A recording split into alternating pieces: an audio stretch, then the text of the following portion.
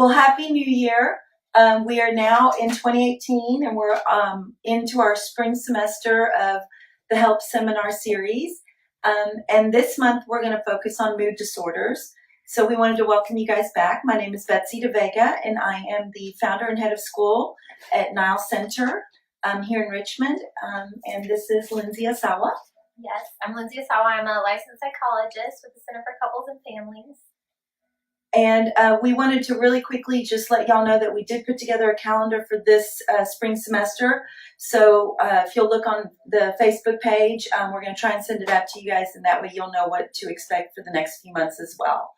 But today we want to focus again on the next Brown Bag series that we're going to be doing January 31st here at KnILE Center from 11:30 to 1. It is free, but we do ask that you please RSVP because we do want to keep it intimate so that we can answer your questions. And the focus and topic is going to be mood disorders. So do you want to kind of talk about? Sure, yeah. So some of the things that we're going to try to cover with this topic, we think it's a really important topic. Mood disorders are a really common thing that we see in children. And so we want to talk about what are some of the different mood disorders that we see, like depression, bipolar disorder, which is a little bit less common, but a really important one that we need to talk about. And we're going to talk about some of the symptoms of those disorders and what to watch for. The impact.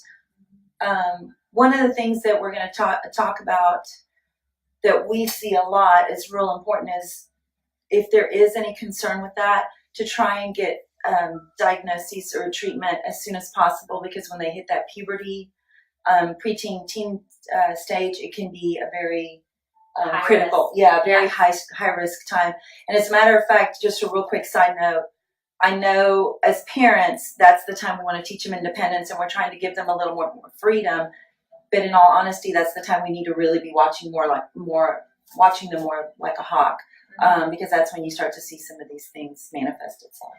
Yes, and along those lines, I think one thing that we'll talk about is just how to distinguish what's normal, healthy development, especially in teens, kind of what to expect, and then when it becomes something that's more of a problem that you really need to address.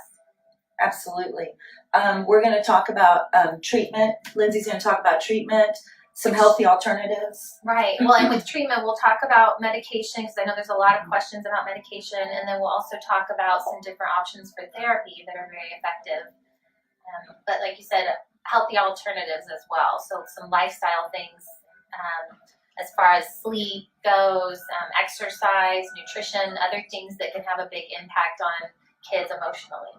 And Lindsay and I were talking actually, and there's an excellent therapy program that she's going to talk about that's very, very successful for these mood disorders. We're also going to talk about, I hate to bring it up, but it's so important, what happens if it goes untreated or undiagnosed, and some of the extreme things that can happen. And as much as we don't want to talk about it, we need to talk about it. So right. I mean, there's always those extremes. There's risks of development of suicidal ideation, which is thoughts about suicide or even acting on that, and self-harm behaviors that we see sometimes in kids, and then even self-medication, so turning to other ways to try to self-medicate or feel better.